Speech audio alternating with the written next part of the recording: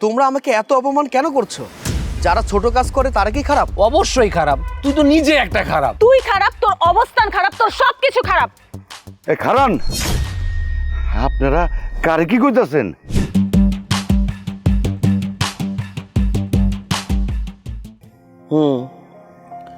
না না না না, সেটা নিয়ে তো কথা বলা দরকার আমাদের সরাসরি। এই তো একটা অটো পেয়ে গেছি। আচ্ছা আচ্ছা, ঠিক আছে। এই অটোলা যাবি? কি হলো, তুই কানে শুনতে পাচ্ছিস না? এই যাবি তুই মোহাম্মদপুর? আরে মিম, তুমি? কি ব্যাপার মিস্টার সাগর রেন, আপনি এখানে কি করছেন? কি ব্যাপার, তোরা দুজন দুজনকে আগে থেকে চিনিস নাকি?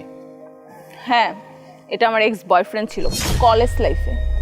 ও এক্স, তাও ভালো যে বর্তমান না। বর্তমান হইলে আমি তো তোর সঙ্গে কোনো যোগাযোগই রাখতাম না। আরে আপনারা এইভাবে কথা বলছেন কেন? তোর মতো অটোওয়ালার সঙ্গে আমি তেল মেরে মেরে কথা বলি না। তোর মতো অটোওয়ালার সঙ্গে আমি কিভাবে কথা বলি জানিস? বলি, এই অটোওয়ালা যাবি, এই অটোওয়ালা তুই যাবি, এই মামা যাবি, এই অটোওয়ালা তোর ভাড়া কত, আমি এইভাবে কথা বলি। আর তোমার সঙ্গে না এই কাজটা খুব মানিয়েছে। আচ্ছা, এই কাজ করে তোমার সংসার কি চলে ঠিক মতো? কারণ অটো চালিয়ে তো সংসার সুন্দরভাবে চালানো যায় না। আমার সংসার কিভাবে চলবে কিভাবে চলবে না সেটা আমার ব্যাপার। আমার বিষয় নিয়ে তোমার নাক না গলালেও চলবে। আরে চিন্তা তো হয়, তুই হাজার হলেও আমার বন্ধুর এক্স। আর তোমাকে কলেজ লেভে ছেড়ে না আমি খুব ভালো একটা সিদ্ধান্ত নিয়েছিলাম। তখন যদি আমি তোমাকে না ছাড়তাম না, এখন তোমার মতো আমার এই অবস্থাটা হতো। আমাকেও রাস্তাঘাটে অটো চালিয়ে বেড়াতে হতো। আপনারা কিন্তু খুব বেশি বেশি করছেন। আচ্ছা, এইসব কথা বাদ, অনেক কিছু বলে ফেলেছি আর সময়ও নষ্ট করতে চাই না। তুই এখন আমাকে সুন্দরভাবে বলতো মোহাম্মদপুর যেতে কত টাকা ভাড়া নিবি? তুমি মোহাম্মদপুরে যাবে, বনানীতে যাবে না কোথায় যাবে সেটা তোমার ব্যাপার। তুমি আমাকে কেন বলছো? আমি তোমাকে বারবার বলছি যে অটো আমি চালাই না। এই তুই অটোওয়ালা, তোকে বলবো না তো কাকে বলবো? এখানে অন্য কেউ আছে নাকি যে তাকে বলবো?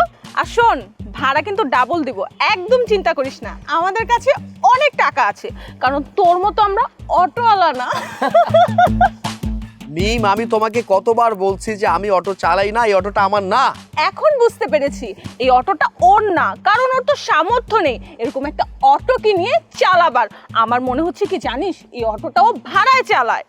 আরে না, আমি যেটা আইডিয়া করতেছি সেটাই হবে।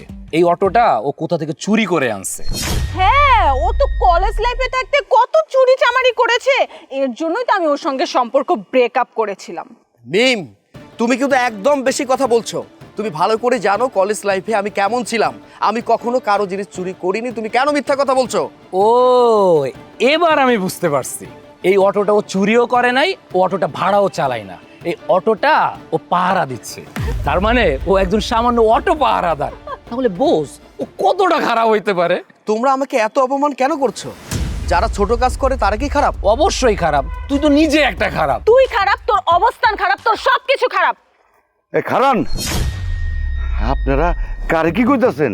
কাকে কি বলবো? একটা অটোওয়ালাকে তার যোগ্য সম্মান দিচ্ছি, আর আপনি কি বুইড়া ভাম নাকি, চোখে দেখতে পাচ্ছেন না?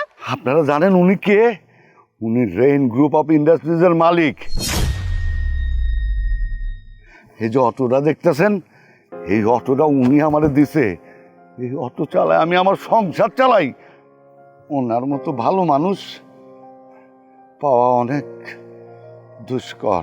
আমরা তো রেন গ্রুপ অফ কোম্পানিতে ইন্টারভিউ দেওয়ার জন্য যাচ্ছিলাম। জি, মার্কেটিং এক্সিকিউটিভ পদে। কি বললে তোমরা? তোমরা আমার সাথে খারাপ ব্যবহার করে আমার কোম্পানিতে ইন্টারভিউ দেওয়ার জন্য যাচ্ছ? তোমরা কি ভেবেছো চাকরিটা তোমাদের হয়ে যাবে? হ্যাঁ, হয়তো হতো যদি তোমরা আমার সাথে ভালো ব্যবহার করতে, কিন্তু এখন তো আর তোমাদের চাকরিটা হবে না। সাগর, আমার ভুল হয়ে গেছে। আমি না জেনে না বুঝে তোমাকে অনেক কথা বলে ফেলেছি, তুমি আমাকে ক্ষমা করে দাও। স্যার, আমরা ভুল করে ফেলছি, আমাদেরকে ক্ষমা করে দিন।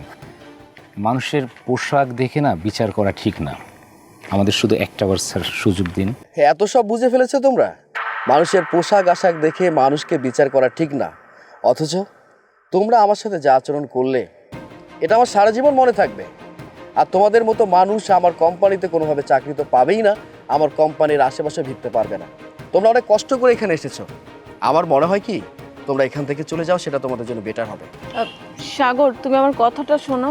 এই চুপ করো, আমি তোমাদেরকে যেতে বলেছি, যাও এখান থেকে।